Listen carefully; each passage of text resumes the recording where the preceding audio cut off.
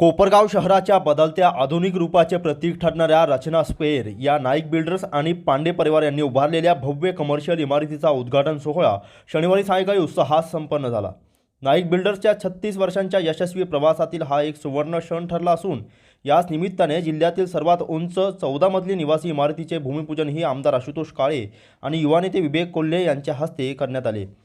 सदर कार्यक्रमात आमदार आशुतोष काळे, युवा नेते विवेक कोल्हे, गोदावरी दूध संघाचे चेअरमन राजेश परदने, नगराध्यक्ष पराग संधान, माजी नगराध्यक्ष पद्मकांत कुदळे यांच्यासह अनेक मान्यवर व्यासपीठावर उपस्थित होते। सदर प्रसंगी उपस्थित मान्यवरांचा सत्कार करण्यात आला। तसेच उपस्थित मान्यवरांनी देखील नाईक पांडे आणि प्रसाद नाईक यांच्या मातोश्री विजया नाईक यांचा सत्कार केला। या प्रसंगी क्रेडाईचे अध्यक्ष राजेश टोळे, सतीश पांडे, कल्पेश पांडे, कौस्तुभ पांडे, गौरव पांडे, माजी नगराध्यक्ष मंगेश पाटील, संजय सातभाई, ज्येष्ठ विधिज्ञ जयंत जोशी, शंतनू धोरडे, डॉक्टर दत्तात्रय मोळे आदींसह विविध क्षेत्रातील मान्यवर, नाईक आणि पांडे परिवारातील सदस्य आणि मित्रपरिवार मोठ्या संख्येने उपस्थित होते। कार्यक्रमाला उपस्थित असलेल्या प्रमुख पाहुण्यांनी नाईक बिल्डर्सच्या कामाचे भरभरून कौतुक केले। आमदार आशुतोष काळे म्हणाले, रचना स्क्वेअर ही इमारत प्रसाद नाईक यांच्या कारकिर्दीचा कळस आहे। अशा प्रकल्पांमुळे शहराच्या विकासाला नवी गती मिळेल। युवा नेते विवेक कोल्हे म्हणाले, नाईक बिल्डर्सने केवळ इमारती बांधल्या नाहीत तर 1800हून अधिक कुटुंबांना हक्काचा आसरा देऊन माणसे जोडली आहेत। कोपरगावात पुणे मुंबईसारखी आधुनिक जीवनशैली आणि स्टँडर्ड ऑफ लिव्हिंग आणण्याचे श्रेय त्यांना जाते। नगराध्यक्ष पराग संधान म्हणाले, आकर्षक लँडस्केप आणि दर्जेदार नियोजनामुळे ही इमारत कोपरगावचा आयकॉन ठरली आहे। यात प्रसाद नाईक आणि दिनार कुदळे यांची दूरदृष्टी दिसून येते। गोदावरी दूध संघाचे चेअरमन राजेश परदने म्हणाले, स्थानिक तरुणांना संधी आणि कोपरगावचा पैसा कोपरगावातच खेळता ठेवण्याची नाईक यांची वृत्ती कौतुकास्पद आहे। आईचा आशीर्वाद पाठीशी घेऊन त्यांनी उभे केलेले हे काम प्रेरणादायी आहे। या प्रसंगी माजी नगराध्यक्ष पद्मकांत कुदळे यांनी नाईक बिल्डर्सचे संस्थापक नाईक साहेबांच्या शिस्तप्रिय कारभाराच्या आठवणी सांगितल्या, तर दत्तूनाना कोल्हे यांनीही प्रसाद नाईक यांच्या कार्याचे कौतुक केले। प्रकल्पाचे शिल्पकार प्रसाद नाईक यांनी आपल्या 36 वर्षांच्या प्रवासाचा आढावा घेताना वडिलांचे मार्गदर्शन आणि कुटुंबाच्या पाठिंब्याचा उल्लेख केला। दिवंगत मित्र पूरब कुदळे यांच्या आठवणींना उजाळा देताना प्रसाद नाईक भावुक झाल्याचे पाहायला मिळाले। त्यांनी सांगितले, हा प्रवास माझ्या एकट्याचा नसून माझ्यावर विश्वास ठेवणाऱ्या प्रत्येक ग्राहकाचा आणि सहकार्याचा आहे।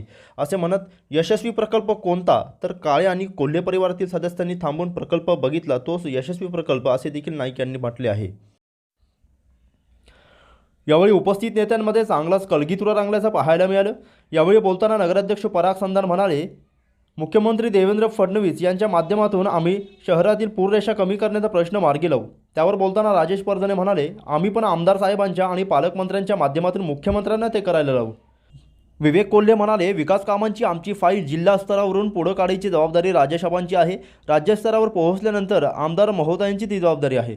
100% शास्ती माफीचा मुद्दा उपस्थित करून आठवण करून देत एकत्रित प्रयत्न करणे गरजेचं होतं, असे देखील विवेक कोल्हे यांनी म्हटलं आहे। दरम्यान हा सर्व कलगीतुरा रंगल्याचं पाहिल्यानंतर आमदार आशुतोष काळे यांनी सावध भूमिका घेत या सर्वांवर बोलणं टाळलं आणि आपलं भाषण वेळेचं कारण देत थोडक्यात आटोपतं घेतलं। आज या ठिकाणी आपल्या सर्वांच्या साक्षीने रचना स्क्वेअर या कॉम्प्लेक्सचा शुभारंभ होणार आहे। नवीन निवासी इमारतीचं भूमिपूजन आपलं याच्या मागे त्या ठिकाणी संपन्न झाले।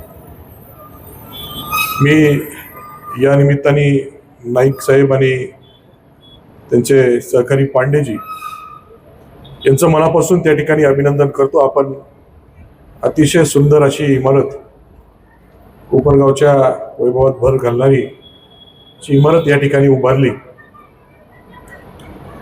आणि या इमारतीवरनं लक्षात येतं कोपरगावचं चित्र काही वर्षांपासून या ठिकाणी बदललं। निश्चितपणे ज्या पद्धतीने आपण किंवा सिनियर नाईक साहेब असतील यांनी नाईक बिल्डर्स ही फर्म काढली आणि अनेक वर्षांचा त्यांचा जे काही परिश्रम होता पुढे नेण्याचं काम प्रसादजी यांनी केलं आणि रेसिडेन्शियल अपार्टमेंट्स करत असताना कमर्शियल कॉम्प्लेक्सकडे त्या ठिकाणी ते वळाले आणि करत असताना अतिशय सुंदर जी इमारत या ठिकाणी उभारली गेली। तर निश्चितच आपलं हा जो काही प्रवास झालेला आहे याचं एक काय म्हणतो का पीक कळस आपण त्या ठिकाणी चढवलेला आहे असं म्हटलं तर काही चुकीचं होणार नाही। अशा अजून चांगल्या इमारती कमर्शियल असतील, रेसिडेन्शियल असतील आपल्या हातून व्हाव्यात अशी अपेक्षा व्यक्त करतो। वेळ बराच झाल्या कारणाने की जास्त काही बोलू इच्छित नाही. आपल्याला पुन्हा एकदा या दोन्ही कार्यक्रमाच्या निमित्ताने आपल्याला शुभेच्छा देतो आणि माझी कुठलीही मदत या ठिकाणी लागली निश्चितपणाने आपल्याला ती राहील अशा प्रकारचा शब्द देतो. धन्यवाद. स्वर्गीय सुभाष नाईक साहेबांपासून चालू झालेली ही नाईक बिल्डरची ही भक्कम नीव त्यांनी ठेवली, परंतु त्याचा कळस उभा करण्याचं काम आदरणीय प्रसादजी नाईक साहेबांनी केलेलं आहे. हे जरी आपल्याला आज रचना स्क्वेअर या ठिकाणी दिसत असलं तरी याच्याच मागं ज्या रेसिडेन्शियल कॉम्प्लेक्सचं आम्ही भूमिपूजन केलं ते जवळपास 14 मजली त्या ठिकाणी इमारत आहे. ही कोपरगावातच नव्हे तर संपूर्ण नगर जिल्ह्यामध्ये सगळ्यात उंच अशी रेसिडेन्शियल बिल्डिंग आहे आणि कोपरगावकर म्हणून निश्चितपणाने आम्हाला त्याचा अभिमान या ठिकाणी वाटतो. एक नव्हे, दोन नव्हे, जवळपास 10 पेक्षा अधिकच्या इमारती, रचना पार्क असेल, रचना नक्षत्र असेल, रचना हाईट्स असतील, रचना स्क्वेअर असेल, असे अनेक इमारती नाईक बिल्डर्स आणि असोसिएट्सनी उभ्या केलेल्या आहे. आणि 50-100 फ्लॅट्स नव्हे तर जवळपास 1800हून अधिक फ्लॅट्स या ठिकाणी त्यांनी आजपर्यंत नाईक बिल्डर्सनी चालू केलेले आहे. एकदा खरंच त्यांच्या या हिमतीसाठी आपण टाळ्या वाजवल्या पाहिजे. 1800 फ्लॅट्स म्हणजे आमच्या अनेक नगरसेवकांचं मी नाव घेतलं, त्यांना तेवढे मतं लागतं निवडून यायला. नगराध्यक्ष साहेब, मी तुमचं अभिनंदन करतो की तुम्ही पदभार स्वीकारल्यानंतर काही अंशी त्याच्यामध्ये सुधारणा झालेली आहे, परंतु अजून देखील आपल्याला चांगल्या पद्धतीचं पाणी नागरिकांना देण्याकरता काही उपक्रम हाती घ्यावा लागतील. आणि आबांनी सांगितल्याप्रमाणे आबा म्हटले की आबांनी आम्हाला दोघांनाही उद्देशून सांगितलं, परंतु आबा मी सत्ताधारी पक्षात आहे, सत्तेत नाहीये.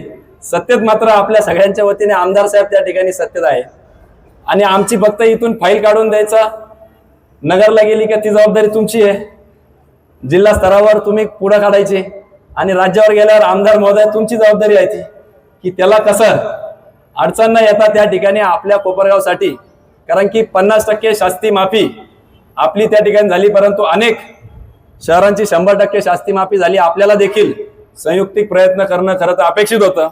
अनेक आमदारांनी त्या शहरातले 50%च्या ऐवजी 100% शास्ती माफी करून आणली, तर त्याचा निश्चितपणाने आपल्या कोपरगावला त्याची मदत झाली असती. नगराध्यक्षांनी सुरुवात केली आणि भाऊंनी त्याला थोडीशी रीत जोडून दिली.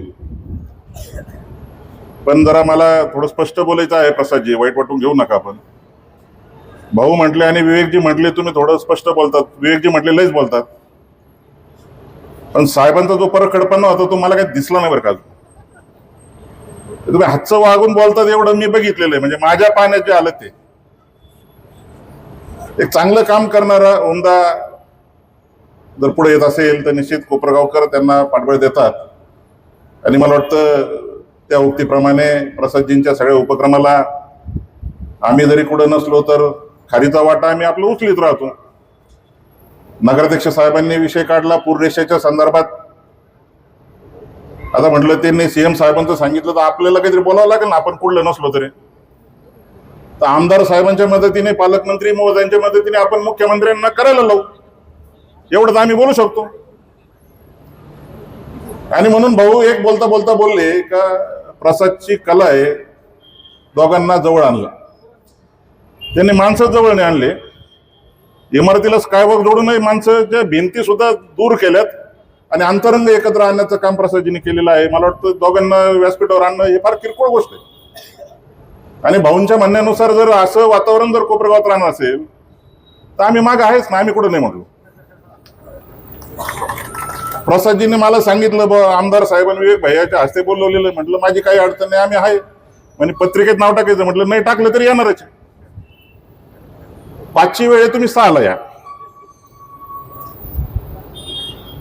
म्हटलं तुम्ही सांगितल्या त्याप्रमाणे आमची काही अडचण नाही. पण आता शेवटी सगळ्यांचे मन सांभाळावं लागतात संजू भाऊ, त्या वक्तीप्रमाणे आता प्रसादजीची कसरत आहे.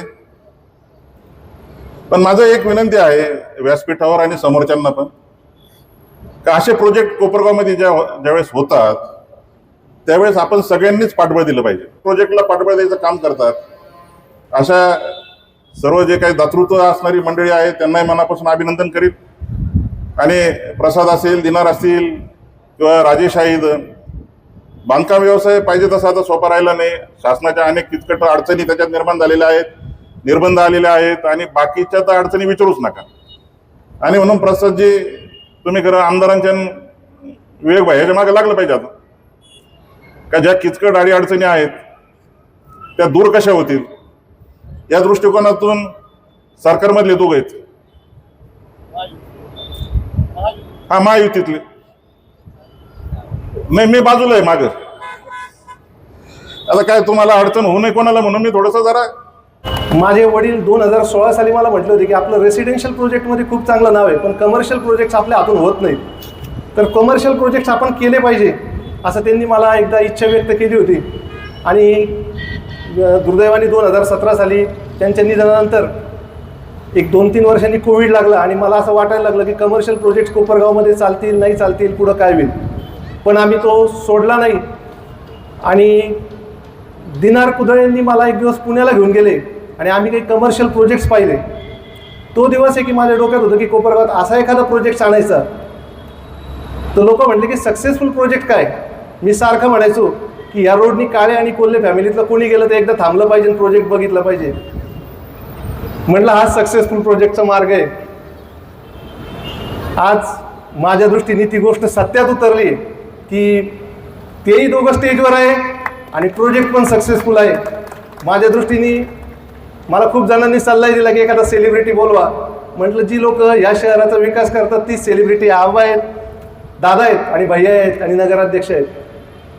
तर हे सगळं करत असताना माझ्या संस्थेला ज्या लिगल ॲडवायझर्स आहेत आमचे धोरडे साहेब यांनी हे प्रोजेक्ट आखताना केलेली मदत, किंवा आमचे कोपरगावचेच आर्किटेक्ट या प्रोजेक्टला आहे गौरव म्हस्के, ज्यांचा अवघा 38 वय आणि त्यांनी आखलेला हा प्रोजेक्ट आमच्याबरोबर. याच्यासाठी टॅक्स कन्सल्टंट आमचे नितीनजी डोंगरे साहेब आहेत, चेतनजी बंब साहेब आहेत, यांचंही मला लाभलेलं आहे याच्यातलं सहकार्य. कारण टॅक्सेशन हा कमर्शियल प्रोजेक्ट पहिलाच असल्यामुळं हा महत्त्वाचा मुद्दा होता या सगळ्या याच्यात. यांचं सगळ्यांचं मला विशेष सहकार्य लागलं आहे. कोपरगावमध्ये 2003 साली जेव्हा मी पदार्पण केलं तेव्हा अपार्टमेंट संस्कृती ही कमी होती. मला सारखी याची जाणीव होती की बाबा ही संस्कृती रुजवायची कशी. त्यासाठी मला खरंच आज आठवण येते माझा मित्र पूरब कुदळीची, का जो मला 2005-06च्या दशकात पुण्याला घेऊन गेला आणि त्यांनी मला काही चांगले रेसिडेन्शियल प्रोजेक्ट तिथं दाखवायचा. बघ अशी बिल्डिंग्स कर कोपरगावला. 2010पर्यंत या धंद्याचा मी म्हणेल की सगळ्यात सुवर्ण काळ होता. आणि जवळपास या 2006 ते 10-11पर्यंत 450 ते 500 फ्लॅट्स आम्ही कोपरगावात बनवले, जे अगदी चांगल्या यांनी सोल्ड पण झाले. ज्याच्यासाठी आम्हाला म्हणजे काही वेळा रेन वॉटर हार्वेस्टिंग असेल यासाठी अवॉर्डही मिळाला. 2012ला पूरब गेल्यानंतर मला असं जाणवलं की बुवा थोडंसं आता आपण एकटं पडलो आहे. पण मला माहीत नव्हतं की देवाने माझ्यासाठी अजून एक सेकंड ब्रेन दिलं आहे. दिनार कुदळे माझ्याबरोबर आले 2013ला आणि माझं एक ब्रेन परत चालू झालं. आणि आज ही बिल्डिंग म्हणजे एक आयकॉन झालेला आहे. कुठेही जे म्हणजे येवला रोडला जर काही आपल्याला सांगायचं असेल तर रचना स्क्वेअरचं जर आठवण नाही आली तर असं कोणाला होत नाही. कारण प्रत्येक लँडमार्क हे रचना स्क्वेअरच्या माध्यमातून होतोय. त्याचप्रमाणे मी पांडे कुटुंबाचे आभार मानतो की ज्यांनी नाईक साहेबांसारख्या एका चांगल्या आमच्या मित्रांना एक हे उपलब्ध करून दिली जागा. त्याबद्दल मी पांडे कुटुंबियाचे नाईक साहेबांच्या वतीने आभार मानतो. कारण आम्ही नाईक साहेबांबरोबर सकाळी 6 वाजेपासून ग्राउंडवर असतो. म्हणजे एवढ्या स्ट्रेसमध्ये दिवसभर ते सगळ्या स्ट्रेसमध्ये असतात, पण सकाळी एकदम फ्रेश मूडमध्ये ते आमच्याबरोबर राहतात. एक अर्धा तास सगळ्यांना हसवतात. आमचे मॉर्निंग ग्रुप असेल, सायकलिंग ग्रुप असेल, त्यानंतर त्यांचा संध्याकाळचा वेगळा ग्रुप आहे. संध्याकाळचा म्हणजे 7-7:30 पर्यंतच असतात, त्याच्यानंतर ते नसतात कुठे. अशा या चांगल्या उपक्रमाला मी विशेषतः त्यांना शुभेच्छा देतो. कारण कोणत्याही शहराचं किंवा तालुक्याचं भविष्य हे सगळं इन्फ्रास्ट्रक्चरवर डिपेंड असतं. आणि इन्फ्रास्ट्रक्चर डेव्हलप करणं म्हणजे नुसते ठोकळे बांधून उपयोग होत नाही, तर त्याचं कुठंतरी त्याला इलिव्हेशन एक प्लॅनिंग पाहिजे असतं. आणि ते प्लॅनिंग जे नाईक साहेब आणि आमच्या दिनारदादा कुदळेंनी ठेवून जे डेव्हलप केलं, त्यामुळे आज आपल्या शहराची प्रगती होत आहे. नाईक साहेब, मी काय आपला फार वेळ घेऊ शकत नाही, पण फक्त आपल्याला एकच आश्वासित करतो की आपण जे नवीन नवीन प्रोजेक्ट आणताय, या प्रोजेक्ट करता जे आता नवीन जो डीपी प्लॅन येणार आहे, त्या जे शहरातील जे डीपी रस्ते असतील तेही लवकर जास्तीत जास्त चांगल्या पद्धतीचे आपण नगरपालिकेच्या मार्फत डेव्हलप करू. त्याचप्रमाणे शहराची जी पूररेषा वाढलेली आहे, ती पूररेषा जशी सीना नदीची पूररेषा नगरच्या लोकप्रतिनिधींनी त्यांनी कमी करून आणली, त्यामुळे शहराची डेव्हलपमेंट वाढली. आज आपल्या जर शहराची जर गावठाणाची परिस्थिती बघितली तर अर्ध गाव आपलं पूररेषेत येतं, त्यामुळे शहराची कुठेतरी प्रगती थांबली आहे. परंतु लवकरच आपण सगळ्यांच्या माध्यमातून आदरणीय देवेंद्र फडणवीस साहेबांकडून शहराची पूररेषेची पुनर्रचना करून आणू आणि जी पूररेषा कमी करून परत एक आपल्या जुन्या गावाचं परत वैभव आपण वाढवण्याकरता प्रयत्न करणार आहोत.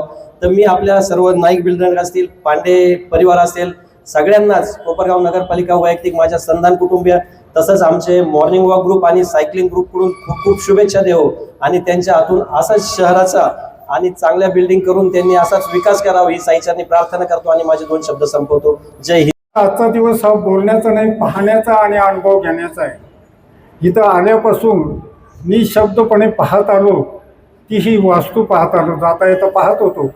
पण आज तिचं उद्घाटन होत असताना ज्यावेळेस लक्षात आलं की आमच्या प्रसादनं ह्या कोपरगावला एक वेगळेपण दिलं, ते त्यांच्या केवळ बांधकामामुळे नाही तर बांधकामाच्या मध्ये राहणाऱ्या माणसाला आपुलकीने वागवल्यामुळे दिलेलं आहे.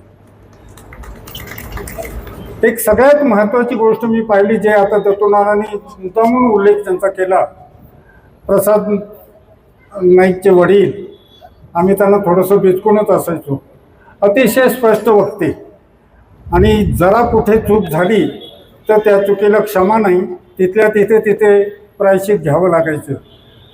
तो थोडासा नाही म्हटला तरी तो संस्कार प्रसाद नाईकांकडे आलेला आहे. हां, आता मला ते सगळं बोलता यायचं नाही, पण हे नक्की की त्यामुळेच माणसं त्यांच्यावर विश्वासाने त्यांच्याकडे पाहतात. तुम्हाला सांगतो, हे जे काम केलेलं आहे प्रसादांनी, आता अनेक 1800 घरं झाली वगैरे वगैरे सगळं आपण पाहत आलो, आम्ही पाहत आलेलो होतो या बांधकामामध्ये. पण हे सगळं पाहत असताना एक लक्षात आलं की त्याची कामाची जी पद्धत होती ती फक्त शिस्तबद्ध होती. त्या कामामध्ये ते जीव ओतत होते. ते काम करत असताना ते बांधकाम करत नव्हते, ते माणसं बांधून घेत होते. आणि हे करत असताना खरं तर प्रसादांबद्दल खूप बोलण्यासारखं आहे, पण मी एवढ्यासाठी बोलत नाही कारण तो माझ्या घरातला आहे.